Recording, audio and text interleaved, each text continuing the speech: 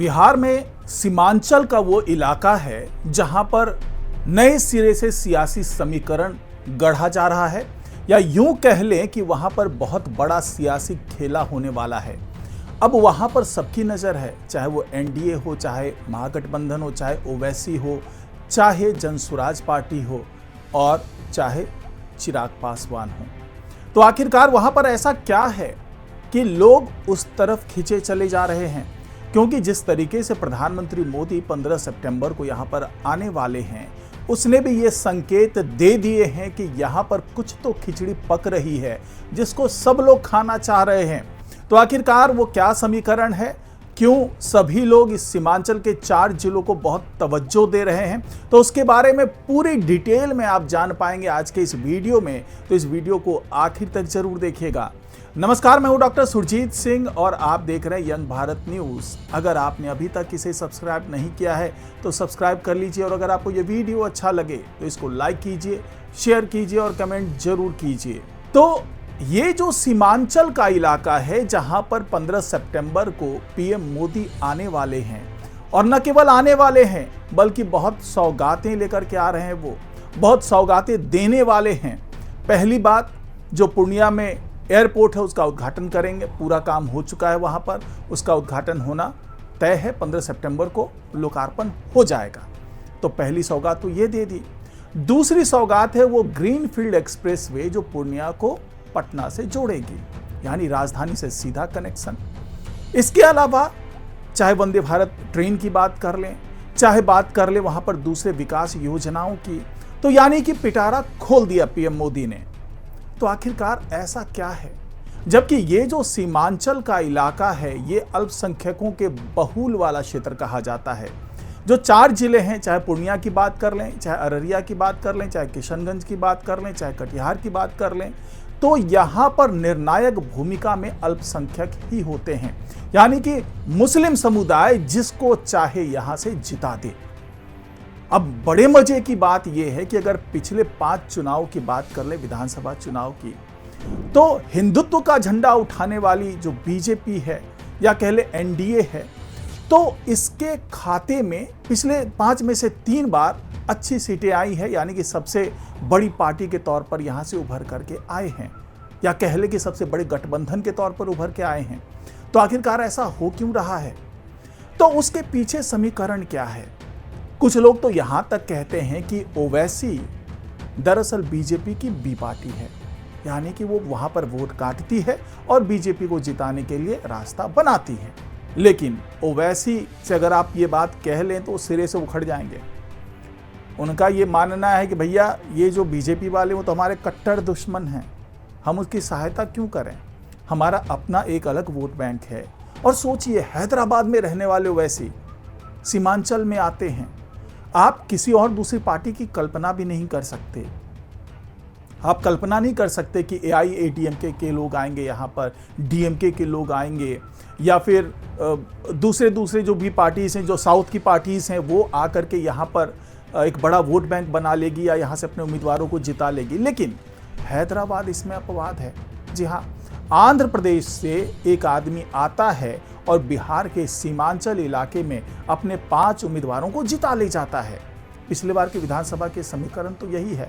ये अलग बात है कि बाद में वो जो एआईएमआईएम के जो 5 विधायक चुने गए, तो उसमें से 4 ने पाला बदल लिया और चले गए आरजेडी के साथ में, लेकिन 5 को जिता तो लिया ही था। कुल 24 विधानसभा सीटें हैं यहां पर, उसमें 5 सीटें ओवैसी की पार्टी ने निकाल ली थी।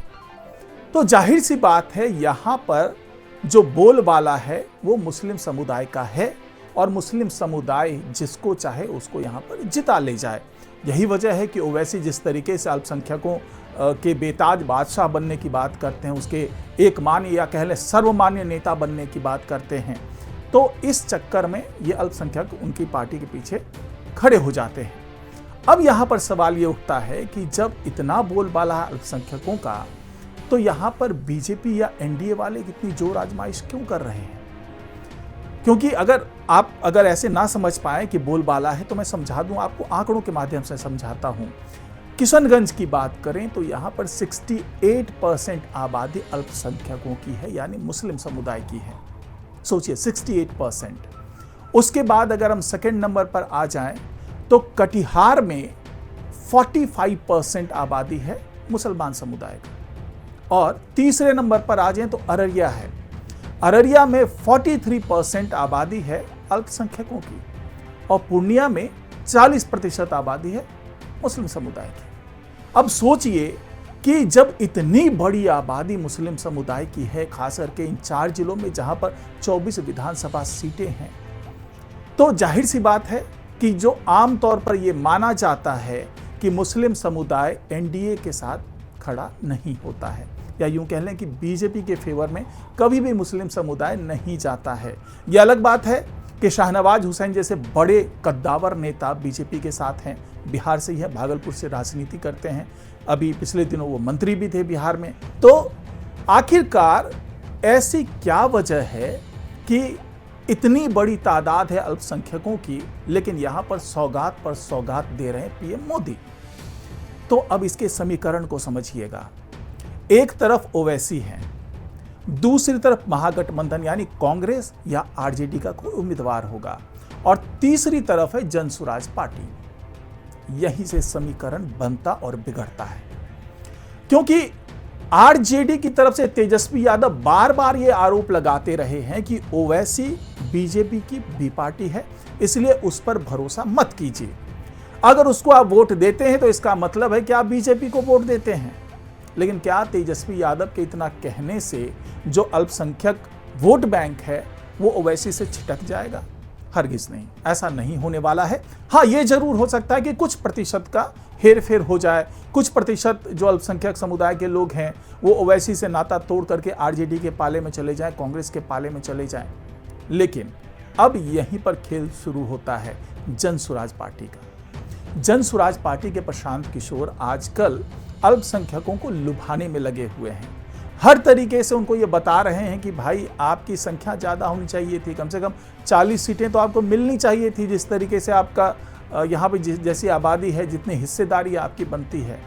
तो क्या सीमांचल में जिस तरीके से जनसुराज पार्टी अपना बेस बनाने की कोशिश में जुटी हुई है, उसका असर भी इस पर होगा? अब आप कहेंगे कि मैं बात आरजेडी कांग्रेस की कर रहा हूं, मैं बात ओवैसी की कर रहा हूं, मैं बात जनसुराज पार्टी की कर रहा हूं, तो यहां पर बीजेपी का भला कैसे होगा?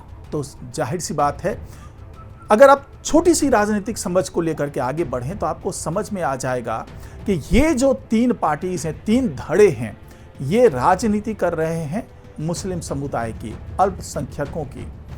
यहीं से आशा की किरण निकलती है एनडीए के लिए, क्योंकि पिछली बार भी जिस तरीके से इन्होंने कब्जा जमाया था, जिस तरीके से बड़ी पार्टी बनकर उभरी थी, बीजेपी की बात कर लें या जेडीयू की बात कर लें, तो उसके पीछे भी यही तमाम समीकरण थे, यानी कि अल्पसंख्यकों का वोट बटा और एनडीए के उम्मीदवार जीते। तो यहां पर जो ध्रुवीकरण की बात होती है कि अगर आप एक तरफ मुस्लिम समुदाय को उसका ध्रुवीकरण करना चाह रहे हैं, तो जाहिर सी बात है उसके दूसरी तरफ हिंदू समुदाय का भी ध्रुवीकरण होगा। लेकिन यहां पर आरजेडी चाहती है एमवाई समीकरण को उतारना, यानी कि मुस्लिम भी हो और यादव भी हो। उसी तरीके से जनसुराज पार्टी ने क्या किया, उन्होंने कहा कि 40% मुस्लिम हो, 20% हिंदू हो तो हम जीत जाएंगे।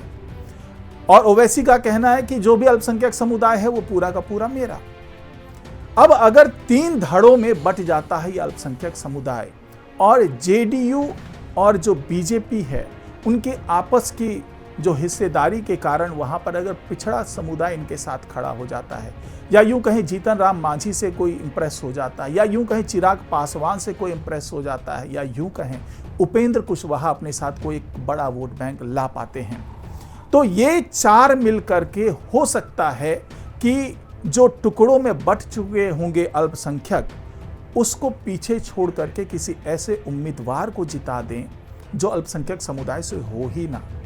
जी हां, निर्णायक भूमिका में होने के बावजूद वहां से हो सकता है कि एनडीए के उम्मीदवार जीत जाएं, और ऐसा इतिहास रहा है।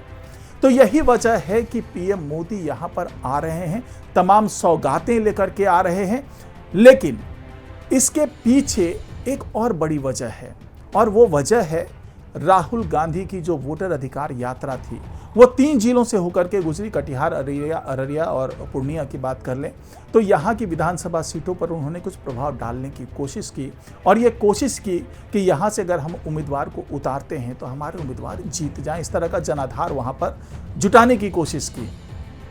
लेकिन अब पीएम मोदी आकर के उस पूरी यात्रा का जो प्रभाव था उसको खत्म करने की कोशिश करेंगे, क्योंकि 2-3 दिनों तक वो बिहार में रहने वाले हैं। 15 सितंबर को वो पूर्णिया आएंगे, पूर्णिया में तमाम सौगात देंगे। उसके बाद फिर 17 तारीख को गया जी जाने का फिर से उनका प्लान है, वहाँ पर पिंडदान करने वाले हैं।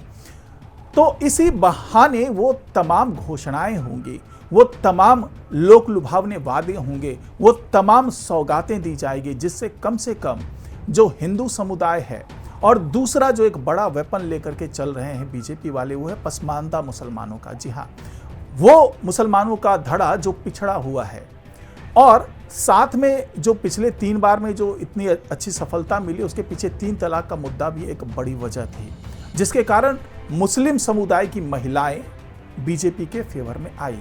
और अब दूसरा कार्ड जो चला है बीजेपी ने है वो है पसमानदा मुसलमानों का। अगर पसमानदा मुसलमान और जो महिला वर्ग है वो एकजुट होकर के बीजेपी के फेवर में चली जाती है तो वो वर्ग जो है वो बीजेपी को बहुत बड़ा फायदा पहुंचा सकता है। हालांकि इसकी उम्मीद बहुत कम है, लेकिन अगर उसमें से 10 से 12% लोग भी किसी तरीके से डेविएट होकर के बीजेपी के खाते में चले जाते हैं या जेडीयू के खाते में चले जाते हैं, क्योंकि जेडीयू कभी भी हिंदुत्व की पॉलिटिक्स करके आगे नहीं बढ़ी, उनके पॉलिटिक्स में पिछड़े जाती तो हैं, साथ ही अल्पसंख्यक समुदाय भी एक बड़ी वजह है जेडीयू के इतने सफल होने के पीछे। यानी कि अल्पसंख्यक समुदाय का भी एक बड़ा वोट बैंक जेडीयू के खाते में है। तो वहां पर अगर एनडीए की तरफ से जेडीयू अपने उम्मीदवार उतारता है, खास करके ऐसी जगहों पर जहां पर कि बहुत ज़्यादा बड़ी आबादी है अल्पसंख्यकों की, यानी कि किशनगंज की बात कर लें जहां पर 68% है, तो उन इलाकों से अगर जेडीयू अपने उम्मीदवार को उतारती है तो वहां से उनके जीतने की गारंटी हो सकती है। अगर बाकी के जो 3 हैं, चाहे महागठबंधन हो, चाहे जनसुराज हो, चाहे ओवैसी की पार्टी हो, अगर ये तीनों भी वोट तोड़ने में कामयाब हो जाते हैं, अल्पसंख्यकों को बांटने में कामयाब हो जाते हैं, तो जाहिर सी बात है इसका जेडीयू को भी फायदा होगा और इसका फायदा बीजेपी को भी होगा। तो यही वो तमाम समीकरण हैं जो सीमांचल के 4 जिलों के जो जिले हैं उसके राजनीतिक भविष्य को बनाने वाले हैं और उसी राजनीतिक भविष्य के सहारे आगे कोई भी पार्टी बढ़ पाएगी, सत्ता में जा पाएगी, क्योंकि 24 सीट बहुत मायने रखती है। तो आज की रिपोर्ट में फिलहाल इतना ही। नमस्कार।